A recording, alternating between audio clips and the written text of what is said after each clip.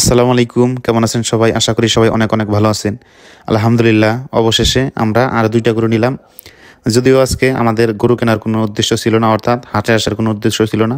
তো সকালবেলায় আমার বাবা বলতেছে হাটে আসার জন্য। তো তাই আর কি দুই বাপ পুতে মিলে আজকে হাটে চলে আসলাম। আজকে আমরা যে দুইটা গরু নিলাম, এই দুইটা গরু কিন্তু আলহামদুলিল্লাহ অনেক ভালো মানের গরু এবং সাইজ কোয়ালিটি কিন্তু অনেক ভালো। তো এই ধরনের গরু কিন্তু কোরবানির সময় ব্যাপক চাহিদা থাকে। তো এই গরুগুলা কিন্তু আমরা প্রথমে দেখছি গরুর হাইট কেমন। যদি হাইট ভালো থাকে এরপরে দেখি আমরা চামড়া মসৃণ পাতলা এবং ঢিলাঢালা আছে কিনা। তো আলহামদুলিল্লাহ এটা মোটামুটি আছে। এবং কালার দেখি বিশেষ করে সাদা এবং লাল কালারের গরু কিন্তু চাহিদা বাজারে বেশি থাকে। যেহেতু এই গরুগুলা কিন্তু কুরবানির উদ্দেশ্য কিনছি, এবং কুরবানির গরু কিন্তু সাধারণত দেখতে হবে যে কুজ আছে কিনা, তারপরে দেখবেন যে নাভি কম্বল আছে কিনা, তারপরে শিং আছে কিনা, মাথার শেপটা কেমন। তো এই ধরনের সাইজগুলো কিন্তু আপনাকে অবশ্যই দেখে কিনতে হবে। আর যে গরুর হাড় মোটা, অর্থাৎ গরুর পাগুলা দেখতে হবে যে চার পা মোটা সোটা আছে কিনা, এরপরে পাঁজরের হাড়গুলা মজবুত এবং স্পষ্ট কিনা। তো আলহামদুলিল্লাহ এই দুইটা গরুর মধ্যে কিন্তু কোনো অংশ কমতি নাই। তো আপনারা যদি কাছ থেকে দেখেন অথবা যদি আপনারা সামনাসামনি দেখেন তাহলে কিন্তু বুঝতে পারবেন। এখন ভিডিওতে কেমন দেখা যাইতেছে সেটা কিন্তু আমি ওই রকমভাবে আপনাদের বুঝাইতে পারতেছি কিনা সেটা কিন্তু জানি না। তো গরু কেনার সময় কিন্তু এই বিষয়গুলো খেয়াল রাখতে হবে। তো এই দুইটা গরু আজকে আলহামদুলিল্লাহ আমরা বড় যে গরুটা, তো এই গরুটা সাধারণত আমরা নিচে হচ্ছে 1,51,000 টাকা। যদিও এই গরুটা নিয়ে অনেক ব্যাপারই ছিল এবং অনেক কিন্তু কাস্টমার ছিল। তো যার কাছ থেকে গরুটা আমরা নিছি, আমরা কন্টিনিউ ওনার কাছ থেকে গরু নেই। আর ওনারাও জানে যে আমরা ওইরকমভাবে দরদাম করি না, বা আমরা যেটা ন্যায্য দাম সেইটাই দিয়ে নেওয়ার চেষ্টা করি। তাই আর কি আলহামদুলিল্লাহ আমরা বাড়তি 1,000 টাকা দিয়ে এই গরুটা নিয়ে নিছি।